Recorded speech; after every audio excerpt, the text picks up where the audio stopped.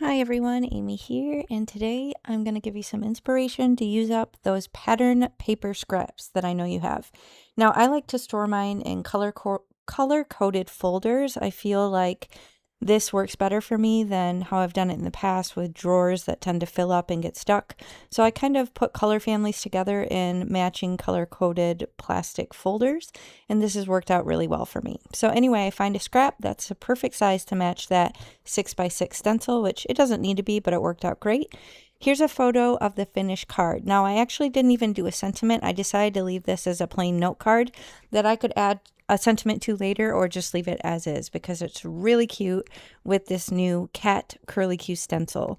Now, this is one of the new stencils for the release in July. You can see I have that black marker, but I ended up deciding not to use that. So I busted out my acrylic markers, and this is a really fun way to use acrylic markers on your cards, is to use them with your stencils. So I grabbed a couple colors. I have that pretty teal and then kind of like a mauve pink. And I'm just carefully holding down the stencil and basically tracing within the openings. I will speed this up in a little bit just to not keep you here all day because you get the concept. It's not rocket science, but you could do this also if you're more comfortable with like a pencil and use a light pencil mark and then just trace it with your acrylic marker over the fact. But I decided to wing it and just kind of fill in the openings. Now, I will tell you this will leave some of the acrylic marker on your stencil, but fear not, stick around. I'll show you in just a moment how you can easily get that off your stencils and it won't stain or leave anything left behind if you clean it this way. So just working through this adorable cat curly Q design, filling in the whiskers and the outline, and then I will come in with that mauve color just to fill in the cute little heart nose.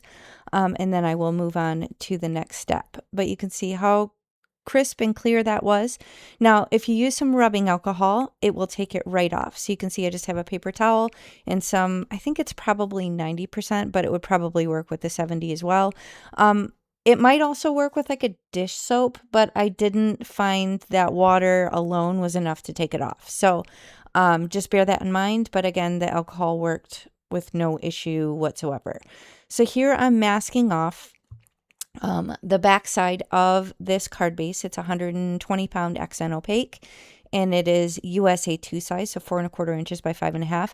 And you can see I'm using that same acrylic marker just to kind of draw around the edge and create a perfect custom color matched border for the card. You can see it doesn't have to be perfect because my panel is going to cover it up. I just want it to have that pop of color because I used that really cool die cut to cut down the panel. I think it was Trinity Stamps, I believe. I will link everything that I used in the video description box below, but I really wanted to accent that cool design, and I feel like it wouldn't pop off as much if it were just on that plain white cardstock. So that's another fun way to use those acrylic markers. You can just create a quick and easy border. I'm just using some tape runner, and I'm laying this down flush on the card, and I can see there's a little bit of white there and it's bothering me, so I'm very carefully going and cleaning that up.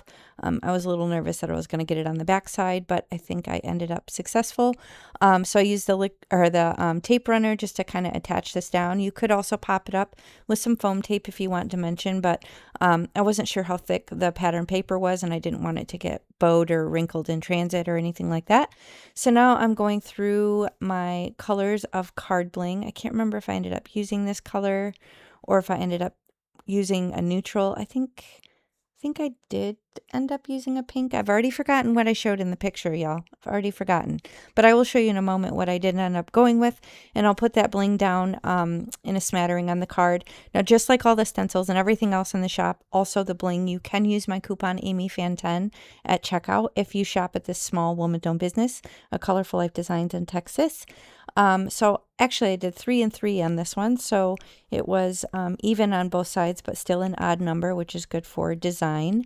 And I'm using different color or different sizes of this card bling just to kind of give it an interesting variation. Opaque iridescent peach. I felt like it worked well with the kind of mauve color of, it was kind of more corally, I guess, of the nose, but it was a good match. And that's going to finish my card. So thanks so much for watching. I'll catch you next time.